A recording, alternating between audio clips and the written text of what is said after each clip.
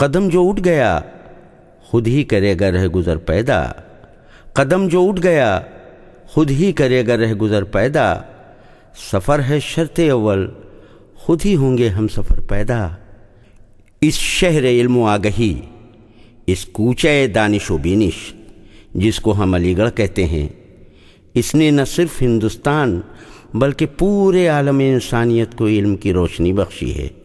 کیا آپ کو معلوم ہے کہ علی گڑھ سے صرف 40-50 کلومیٹر کے فاصلے پر ہاتھرس کے نواح میں ایسے دیہات بھی ہیں جو اس روشنی سے اب تک محروم رہے؟ یہاں جہالت کی وجہ سے افلاس و ناداری تھی، لادینی تھی، گمراہی و مایوسی تھی، اور ہر طرف تاریکی ہی تاریکی تھی، سنگ لاخ زمین تھی، سنگ ریزے تھے۔ اب سے 22-23 برس پہلے یہاں کے رہنے والے کتاب و قلم کے نام سے بھی نامانوس تھے۔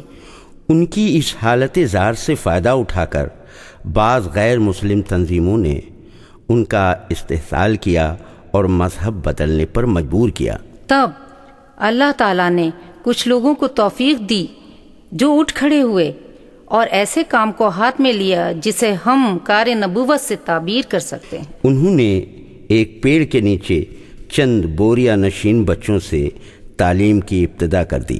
تعلیم کیا شروع ہوئی؟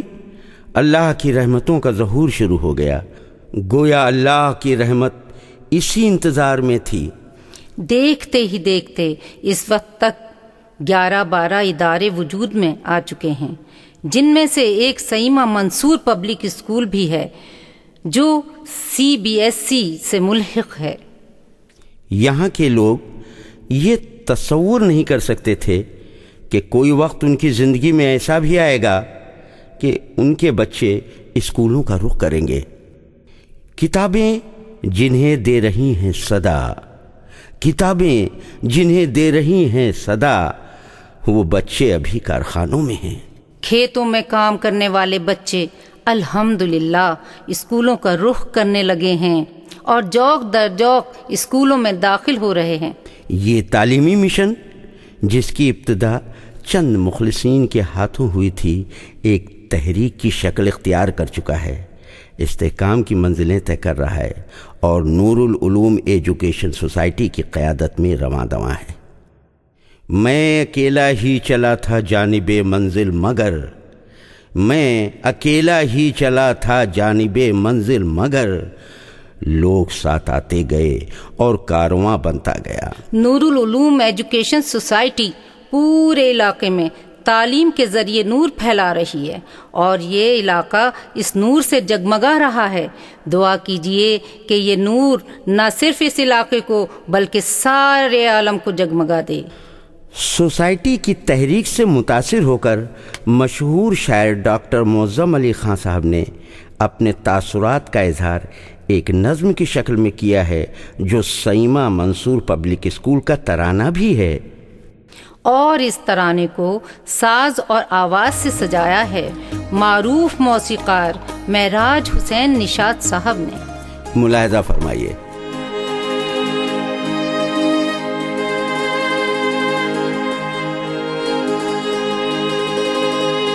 اے چراغ فکر و فن،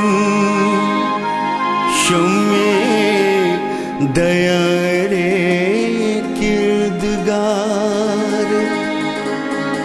مرکز حکمت شعور آگہی کے شاہکار۔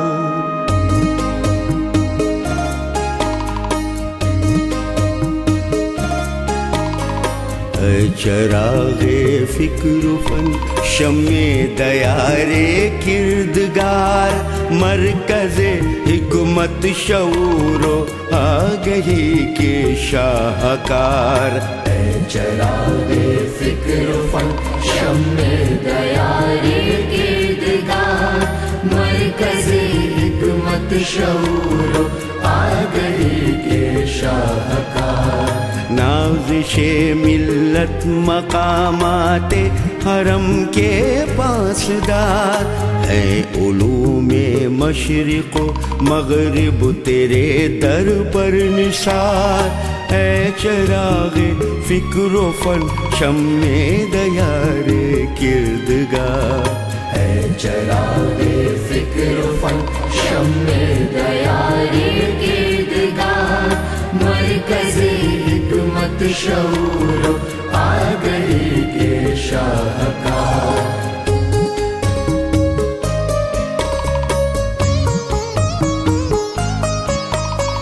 تیرے ساغر میں لبالب بادیں توحید ہے، تیرے ساغر میں لبالب بادیں توحید ہے، آسمان عزم کے تیری زمین ہد ہے، علم ہی تیرے جہان عجز کا خورشید ہے، جس کی کرنوں سے جہالت کا ہے دامن تار تار، جس کی کرنوں سے جہالت کا ہے دامن تار تار، اے چراغ فکر و فن شمع دیار کردگار، مرکز حکمت شعور و آگہی کے شاہکار۔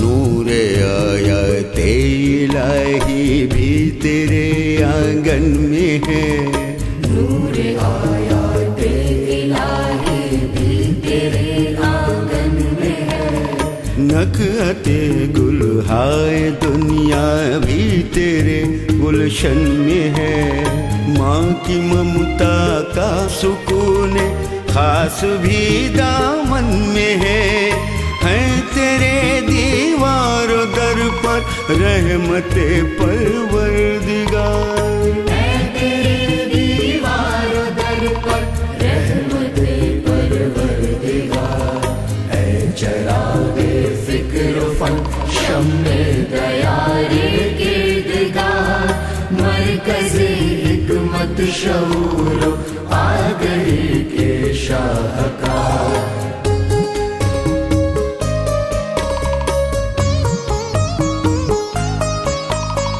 چاہنے والوں کی تیرے بس یہی پہچان ہے، چاہنے والوں کی تیرے بس یہی پہچان ہے، کلمہ حق ہے زباں پر قلب میں قرآن ہے، سیرت و کردار ہے اللہ پر ایمان ہے، سب کے چہروں سے ہے نورانی ذکاوت آشکار، سب کے چہروں سے ہے نورانی ذکاوت آشکار، اے چراغ فکر و فن شمع دیار کردگار، مرکز حکمت شعور و آگہی کے شاہکار۔